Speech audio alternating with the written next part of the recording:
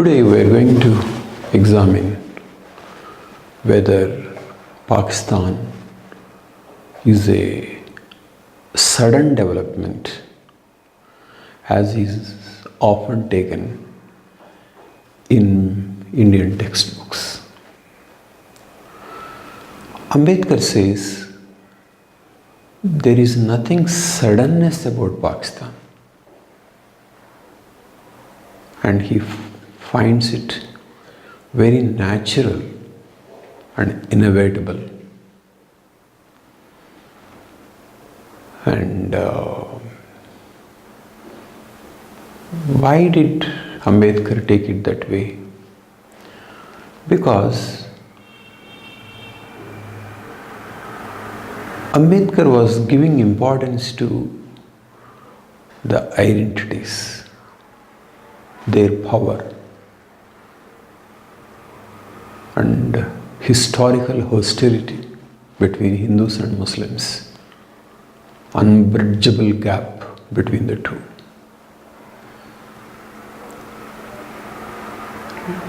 Take, for example, medieval India. Ambedkar says Muslim raids and Muslim rule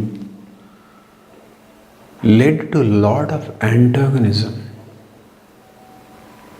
He talks about destruction of temples, forced conversions, abasement of men and women.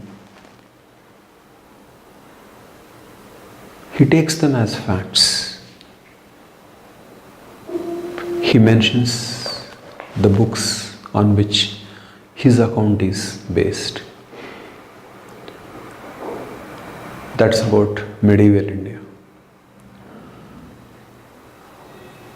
Next, British rule. He says British rule altered the balance between Hindus and Muslims and in favor of Hindus. Muslims had been rulers during the medieval period, and Muslims and Hindus became equal during the British rule.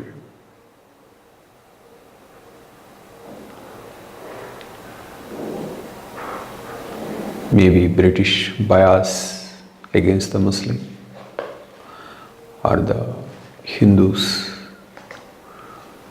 making use of the British rule to advance themselves. But it was balanced. And then many Muslims feared that from being rulers they became equals, and if there is independence and if Hindus come to rule, then Muslims will be subjected to Hindu rule. So from masters to equals to the subjects, which they didn't like.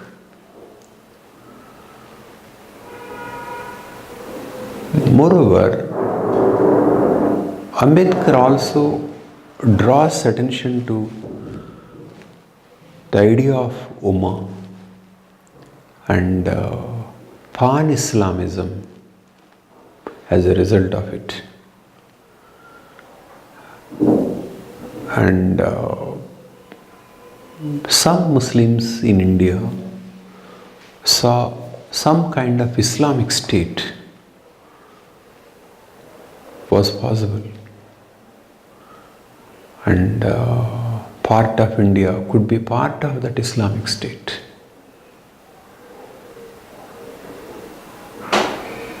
Ambedkar traces those ideas.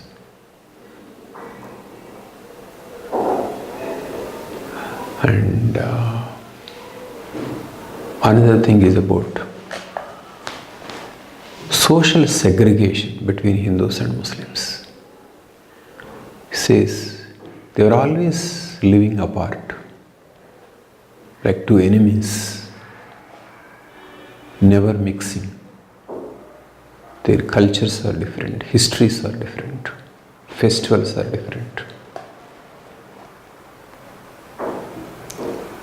And Ambedkar also brings about the role of pardha, burqa,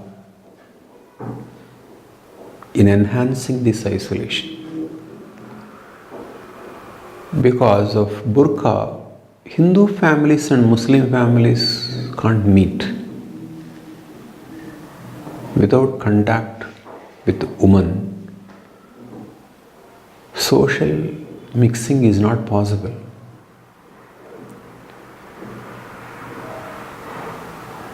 So, there is social segregation, historical factors, and dream of new destiny.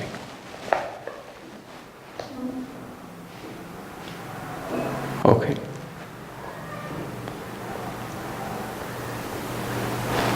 Okay. Then, what are the specific events that Ambedkar discusses about Pakistan?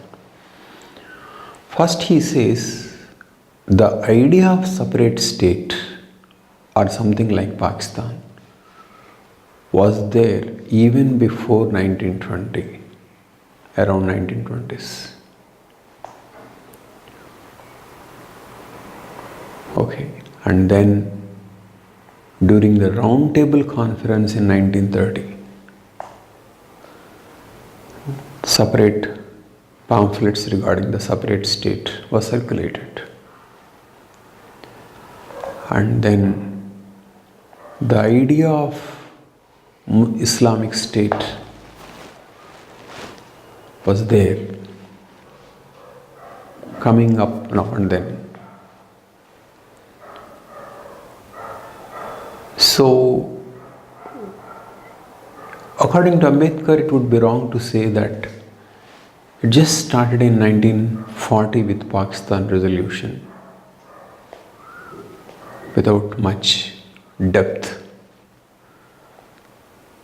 And so definitely he doesn't agree that some minor concessions in power sharing would have avoided partition. Okay. Indian historians take Jinnah as the most important person who created Pakistan. But to Ambedkar, Jinnah himself was shocked and swept by this power of Pakistan. Jinnah was not the originator. Jinnah was himself subject to that power. So, he takes Pakistan as inevitable, unavoidable, and natural, as a new destiny which no Muslim can say no. Jinnah wouldn't have said no.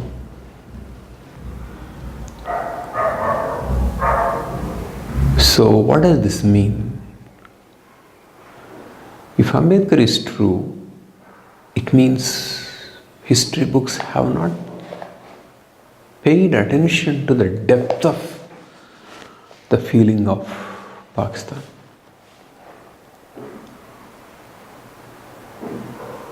The importance of religious identities.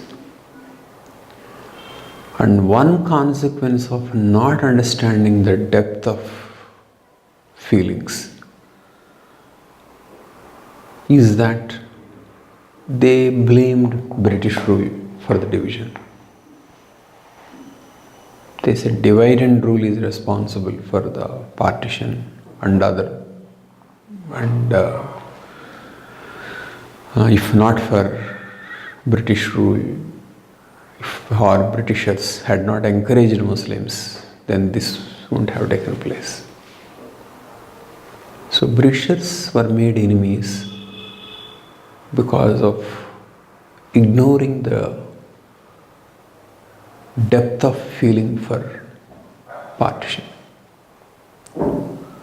So in that way, historians missed internal conflict and made somebody else as the enemy.